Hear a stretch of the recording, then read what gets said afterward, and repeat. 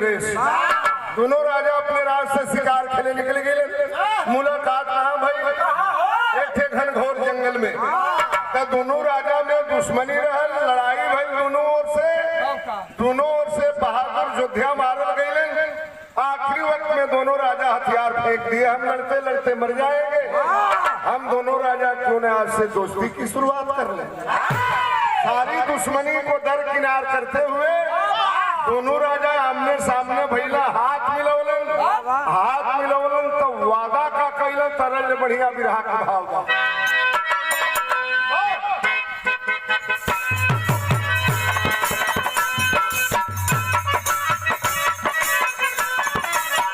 ये दोनों राजा वादा कैलन, अरे दोस्त मेरी दोस्ती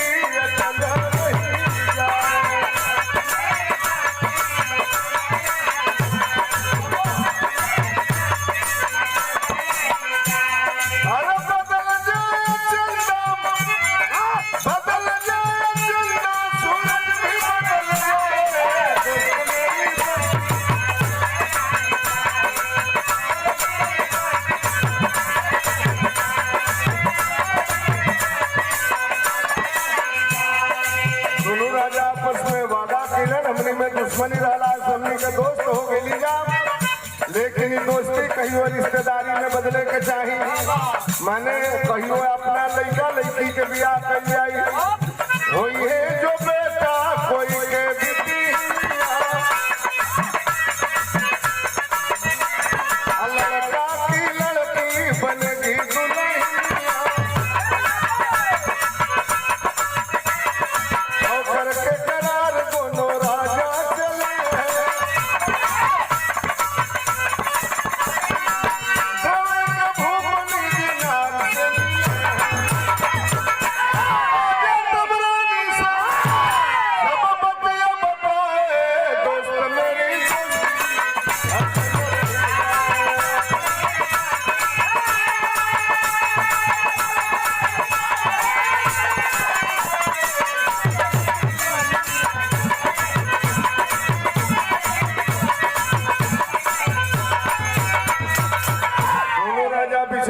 हमनी में केहू के लड़का होई, केहू के लड़की होई, आपस में लड़का लड़की के बियाह कर जाई। अच्छा संजोग देखा, दोनों राजा के रानी के पेट में गर्भ रहल। काशी राजा कहला कि जब शादी के चर्चा कहिए दिहल तो हमारी रानी के पेट में गर्भ बा। हम ज्योतिषी से हाथ देखोले हैं, ज्योतिषी बतौले हुए कि काशी राजा तोहरी रानी की पेट से लड़की पैदा हुई। और अपन बात बता दे। अब द्रोणी राजा बड़ा फेरे में पड़लन कि हमरो मेहरारू के पेट में गर्भ बा।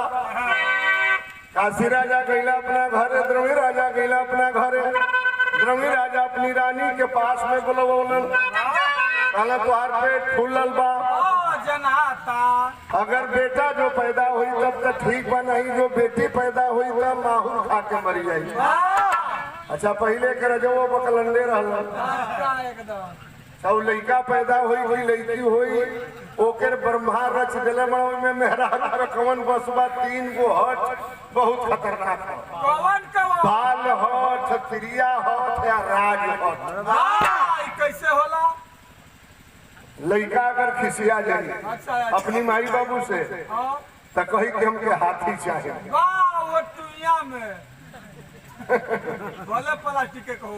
मेहरारू कमजोर मर्द के जो नस धले तो उनके रगड़ा सुखवादित पर हो जाए। राजा के अगर जीत आ गई हई करब तो करबे करी। राजा कहलन बेटा पैदा हुई तो ठीक बा, बेटी पैदा हुई तो माहौल खा के मर जाई। राजा कहे रानी से बेटा जो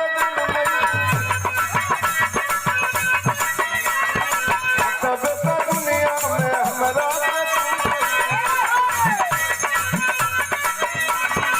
दोनों नियम के सुनिए हमारी बात। 8 मास बीतले अब नौवा चढ़ाई, ब्रह्मा के लखनी कभी नहीं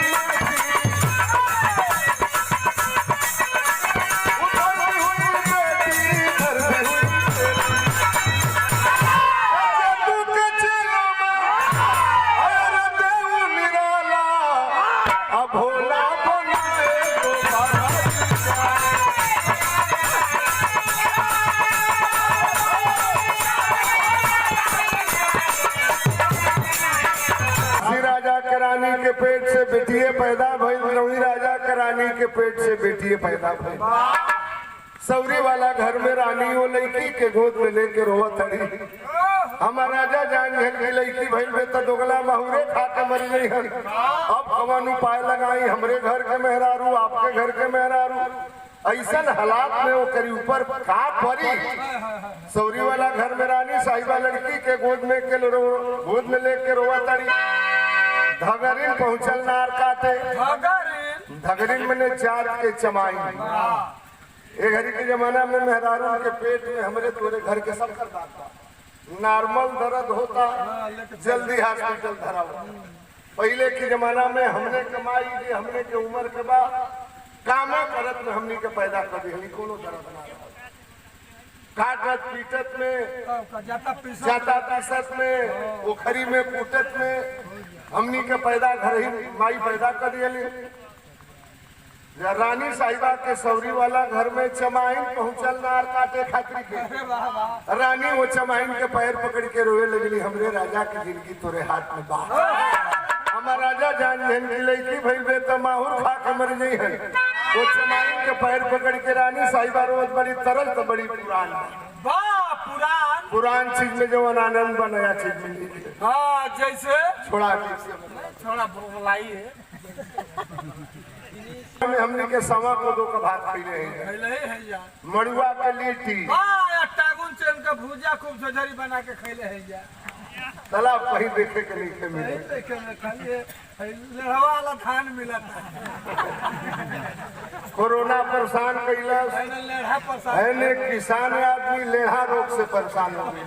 ई भइला के सो खूब धान आइल बा, खूब धान आइल बा, लेकिन जवन लेढ़ा लाग गई धान में कि किसान भी परेशान। तो पहले के जमाना के खाना और अलग किस्म के रहल, कैसन हो वो में पुष्टि ही रहल। पहले के जमाना में पेट झरे तो कौन दवाई काम करे। अच्छा ये घड़ी के जमाना में जेकर ढेर पेट झर जाता, डॉक्टर के यहाँ से टिकिया टेबलेट खाता तो पेट बंद होता। वो घड़ी कहाँ दवाई रहल, जेकर ढेर पेट झर जाओ मड़ुआ के लिट्टी मेहरारू मोटे गरम बनावा सा गरम दूध में डेली जाए, वही में शान के आदमी खा ले, कंडा बांध दो मैदान में लड़िया कस दे। तो पहले के जमाना के और आज के जमाना में कितना अंतर बा। पहले के जमाना के धुन है, घर सब धुन पई भारी पड़ जाई। पहले के पुरनिया लोग औले हम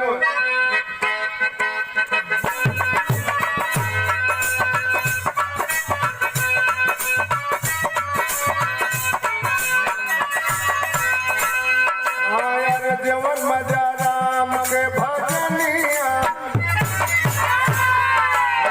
जवन मजा राम के भजनिया और सारी दुनिया में।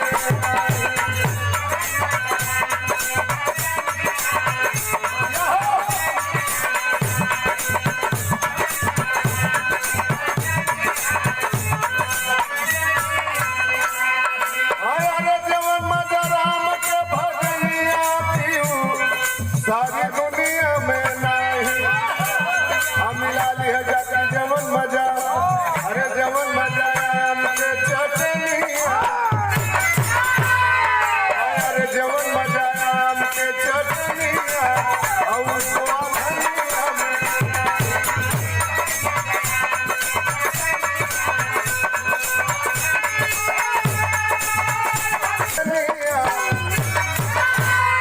अरे धर के जमाइन के चरनिया अरनिया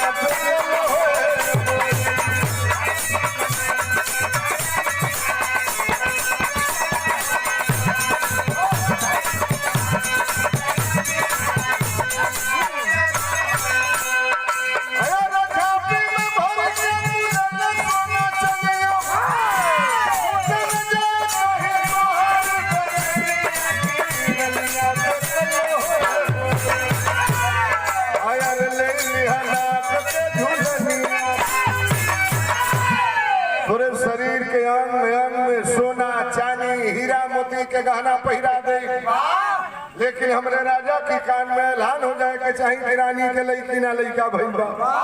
अच्छा पौनी पर दुनिया चमाइन दे रात में कि भइल में लईकी हम लइका के कैसे ऐलान करी कलश सगरी विपद बवाल हम पंडित जी के कपारे मर दी आनंद फानन में चमाइन दौड़ के गई पंडित जी के बुला के लेके आई पंडित जी पोथी पत्रा लेके पहुंचलन रानी के पास में रानी पैर पकड़ के रोवे लगली जजमानी करबो उतना धन ना मिली कह तोहर घर सोना चांदी हीरा मोती जवाहरात से भर दी कह आधा राजपाट लिख दी लेकिन हमरे राजा की कान में ऐलान हो जाए कि चाहे कि रानी के लड़की ना लड़का भइल पंडित जी के हो गई लालच कलम के झूठ बोले में का रखल बा पोथी पत्रा लेके पहुंचलन राजा की दरबार में राजा की जय हो दरबार की जय हो मलिकार की जय हो राजा जी कहला पंडित जी कोनो खुश खबरी है बताइए का बताला पंडित जी कभी पढ़े लगलन कैसे हो दाली पकल भात पकल महुआ गदरानी नौनिया के पेट फुलल न हुआ बौरानी कहो वाह वाह बड़े बाबू हैं कदरदानो हैं महाराजा है तनी पैसा दो हम घरे जाई राजा कहलन खाली बाहे बाकर बकी बतियो बताइबो पंडित जी कहलन वाह राजा गजब सुंदर भगवान तो के बेटा दिले हो देखा यही काम गड़बड़ा दिला पंडित जी भाई रह लईकी कहला बहुत सुंदर भगवान तो के बेटा दिले हो लइका तो बहुत सुंदर बा ओकरा में लेकिन बा लेकिन यह बा कि लइका मूर्ख में पड़ल बा जेवन लइका मूर्ख में पड़ल या सतैसा में पड़ल तो लइका के बाप लइका के मुंह ना देखल ओइमे टोटरम कइल जाला विधि कइल जाला पंडित जी सोचला रुका लकड़ी लगाई रह जाई त तीर नहीं टूका कहला लइका बहुत सुंदर बा राजा लइका मूर्ख में पड़ल बा और लइका के 16 बरिस मुंह नहीं के देखे के राजा कहला 20 बरिस मुंह देखे के मत परो भई लइका ओने काशी राजा के लड़की हो गई लेने हमार लड़का हो गई धन है दुनिया के मालिक जवन हमनी के जंगल में करार कैले रहन जाजो के पूरा कर दिहल पाती लिखवा के भेजवा दिहल द्रवी राजा काशी राजा के यहाँ कि तोहार बेटी पैदा भइल तो हमरो बेटा हो गइल बा ए भैया धीरे धीरे धीरे धीरे समय बीतत गई दोनों के बियाह कर देवे के चाहिए वादा रहे कैल काशी राजा नाऊ बारी भेज के द्रवी राजा के यहाँ तिलक चढ़ोलन आज द्रवी राजा अपने लड़की के दुल्हा बना के लेके चलन हुआ बियाह करे 16 बरिस मुँह में देखे के ना रहल लड़की के लेके चलन हुआ बियाह करे उस समय के भाव बा तरस कवन बा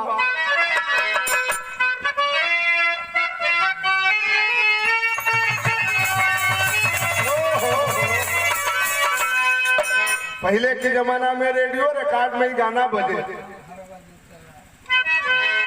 पहले के गीत बा कि कान्ही पर कुदरिया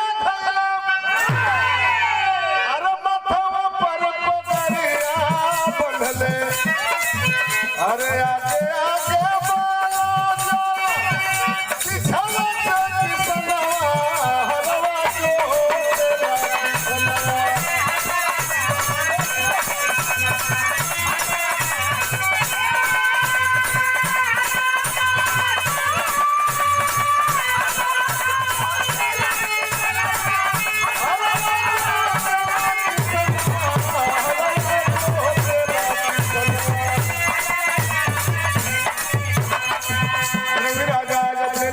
दुल्हा बना के लेके चलन हो बियाह करे अरे शादी के बरतिया चलन का जमतिया लिहले असदिया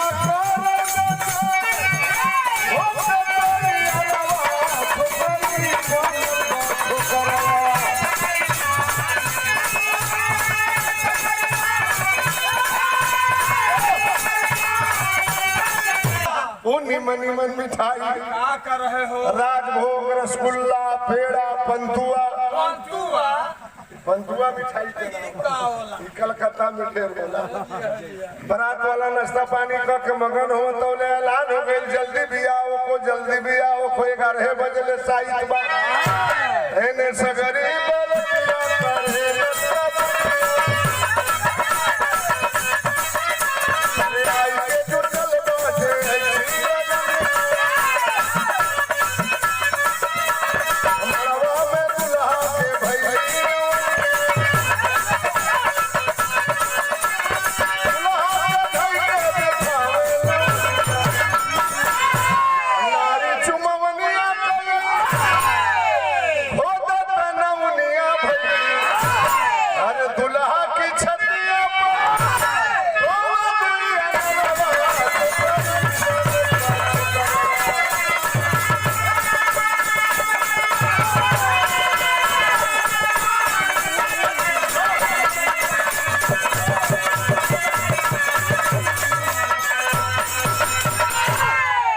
नवनिया दुल्हा के ले जाके मड़वा में बैठावते नाउन जात बहुत चला। बहुत टाइट होली सब। नवनिया के जब पीछे से हाथ पहुंचल दुल्हा की छाती पर और जब वो बुझ दे कैलस नवनिया चिहुगल कलश आई हो दादा ई बर हकी बी पर ई दुल्हा की छाती पर कहां से दू गो अक्टूबर त मुंह पे झुकाई दे अरे नवा से नवनिया कहली चलो सखी बहरे बारी बात कर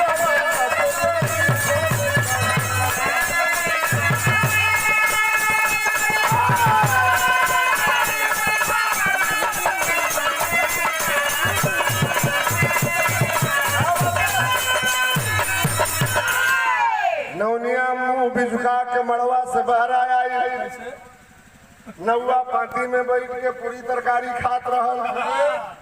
नवनिया कल से दो गला जल्दी भागो बाबा जल्दी भागो नहीं तो बे बारात में बम बारूद गोला चली। नौवा कल सारे पुजारी जब खाए बैठिला तब तोरा में अरे दो चार गो पूरी खैले बानी तनी दही दुनिया बाकी बा चल लेबे दे। नवनिया कलम सरे दो गलवा जल्दी भाग होबे मार होइए बारात में। नौवा कलश कौनी कोड भाषा में बोला तड़े तनी खोल के बताओ। कोड भाषा? अच्छा कोड भाषा में केहू केहू पूछेला जैसे को गांव में बियाह होत रहल गर्मी के महीना रहल बर पक्ष के पंडित जी रहल कन्या पक्ष के पंडित जी लोग बियाह करावत रहलन। मलिकार घर के कलन करे भैया गर्मी बात तनी को पंखा ले आके लगा दे जा फर्राटा पंखा लग गई। कन्या पक्ष वाला पंडित जी पैंट शर्ट पहले रहलन बाबा अब बर पक्ष वाला पंडित जी धोती कुर्ता पहले रहलन।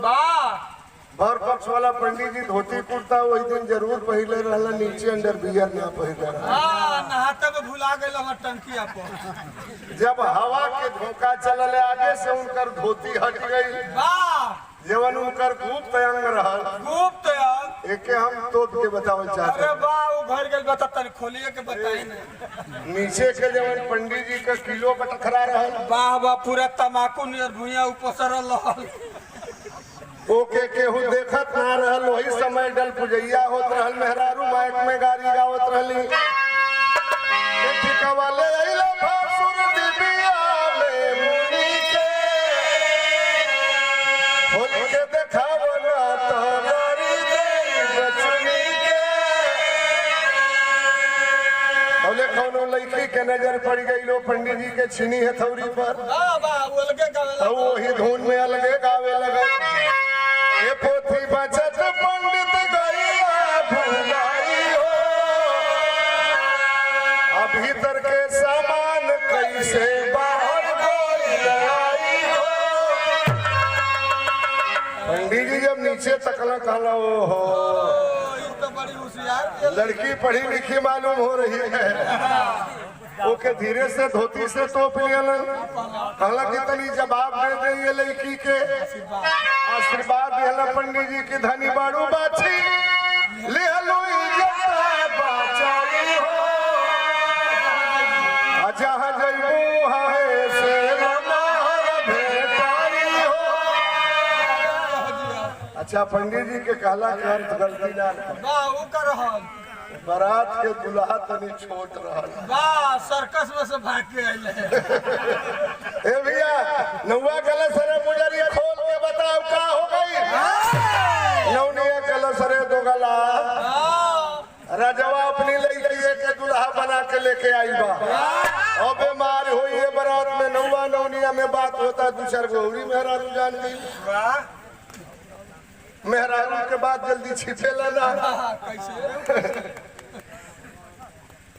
नौवा नौनिया में बात होता दो चार गौरी मेहरारू जान गई हल्ला हो गई राजा की जानकारी हो गई काशी राजा के न्याम से तलवार खींच लिए और साले की गर्दन काट करके फेंक दूंगा।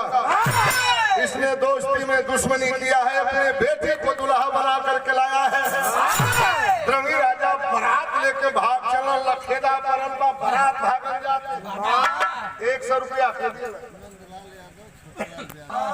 अगर कोनो जुगती ना लगेबा काशीराज आज हमार जान मार दी है।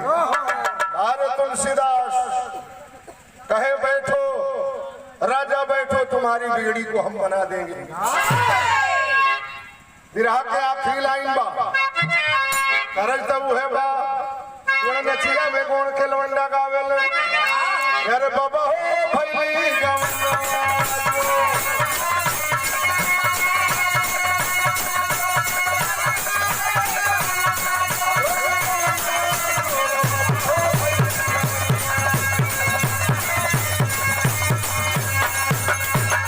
तुलसीदास कहला राजा चिंता मत कर, तोहरी बिटिया के बेटावा बना के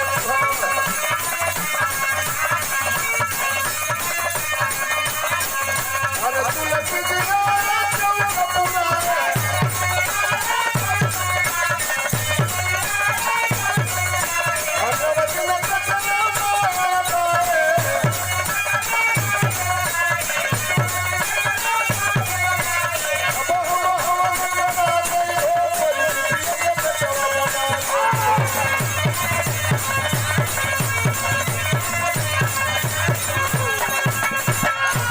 बारात लिवा के तुलसीदास लड़की के मड़वा में बैठौलन। 9 दिन नवाब पाठ करौलन। जैसे आज यहाँ 24 घंटा खंड कीर्तन मानस पाठ तुलसीदास जी बारात लेके लड़की के मड़वा में बैठौलन। 9 दिन नवाब पाठ करौलन। 10वां दिने गंगा जी के जौन पानी वो कलशा में रहल, वही कलशा के पानी के हाथ पर लेहलन है। अरे गंगा जल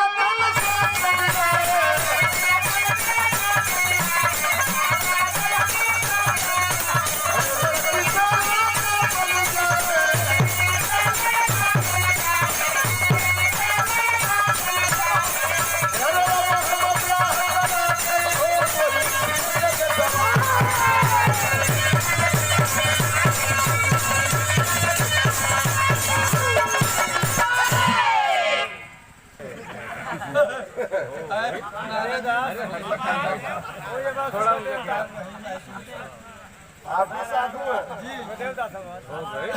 बुरा मत मानिएगा। साधु बहुत धरती पर पैदा हुए नेहरू जमाना में साराम लंडूरा बा।